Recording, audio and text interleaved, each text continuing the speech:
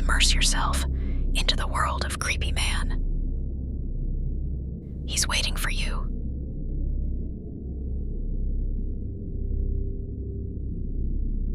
Some say storms carry voices. But what if those voices aren't echoes of thunder, but something ancient, something alive? In the middle of nowhere stands a lonely tower. Most nights it's quiet. But one night a man heard a voice on a radio channel that hadn't been used in 20 years. Elliot Graves thought he was tracking weather. Instead, he intercepted a signal from somewhere else. And it was calling him by name. Elliot Graves had always liked the silence. He was stationed alone inside Weather Station S-19, a 90-foot tower out in the Dakota Plains, monitoring storms and emergency frequencies for the National Weather Service. Midnight shifts were uneventful. Wind, static, coffee gone cold. Around 2:17 a.m., a green light started blinking. It was Channel 7, a radio frequency that had been shut down years ago. No one used it. No one was supposed to. But now it was active. And then he heard it. Heavy fog advisory warning in effect. Fatal impact expected. Hello, Elliot. He froze, staring at the screen. That wasn't weather data. That was a voice. A whisper. How did it know his name? He checked the logs. No signal recorded. He rewound the surveillance feed. No voice, no activation. But the light kept blinking. He called the central line. Mara Jensen, the only human voice on the other end working at the central station.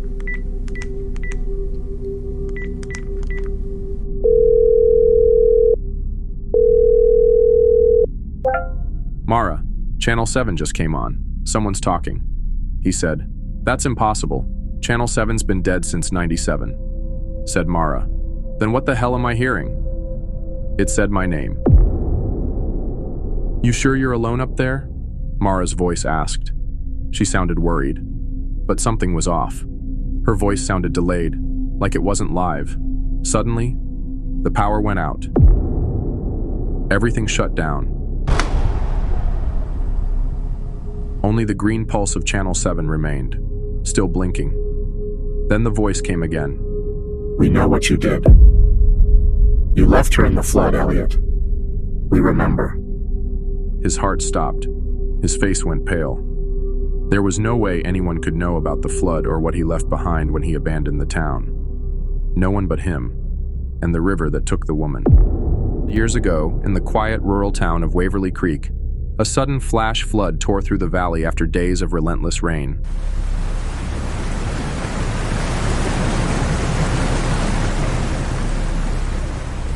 The waters rose faster than anyone could have expected, swallowing roads, homes, and lives within minutes. Elliot had survived the flood. A girl had begged him for help. Her eyes locked with his. She was crying, terrified, begging him to do something, anything. But fear won. Elliot turned and ran, escaping to higher ground while her screams were swallowed by the roar of the water. She didn't survive, and Elliot never told a soul. He buried the memory deep, convincing himself there was nothing he could have done. But now, years later, something has changed.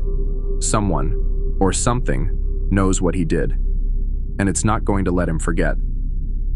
Suddenly, he saw a figure outside the tower, standing still in the snow. No footprints, no car, just watching. He blinked. It was gone.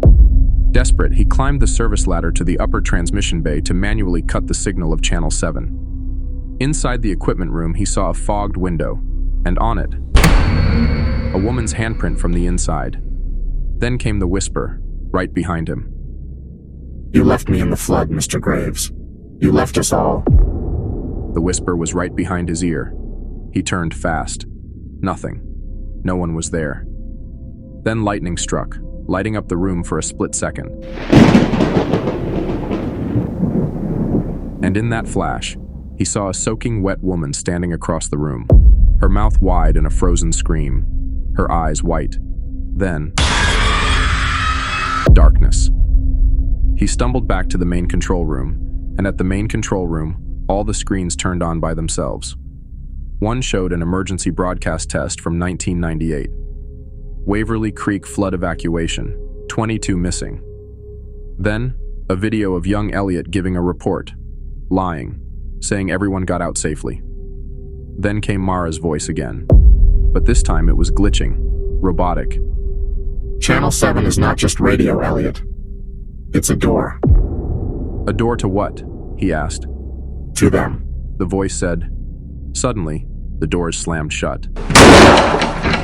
The tower shook violently. Wind screamed like voices.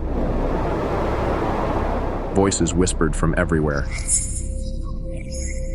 The monitors exploded. From the broken monitor, a black hand crawled out. He ran to the top floor. He grabbed the red emergency flare and lit it.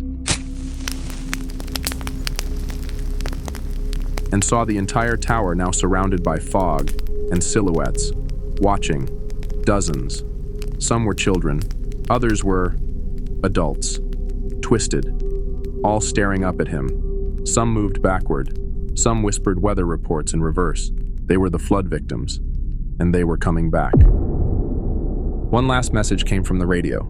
We warned you. Now it's your turn to drown. Elliot barricaded himself in the main bay, Channel 7 still blinking. He pressed transmit. This is Elliot Graves, weather station S19. If anyone hears this, don't tune to Channel 7. They're not frequencies, they're invitations. A voice cut him off. This time not a whisper, but a booming ancient tone like a hurricane speaking. You broadcasted your sins. Now let the static take you. The room imploded into noise. His body convulsed. Blood ran from his ears. The green light pulsed faster, until everything cut to black. A week later, rescue teams found Station S19, abandoned.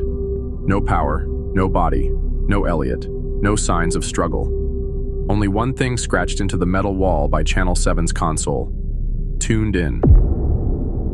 Would you have stayed to listen to that voice? Or turned the radio off and ran? Let me know in the comments. Subscribe for more horror stories they don't want you to hear. And whatever you do, don't scan for dead frequencies at night. It's not meant for you.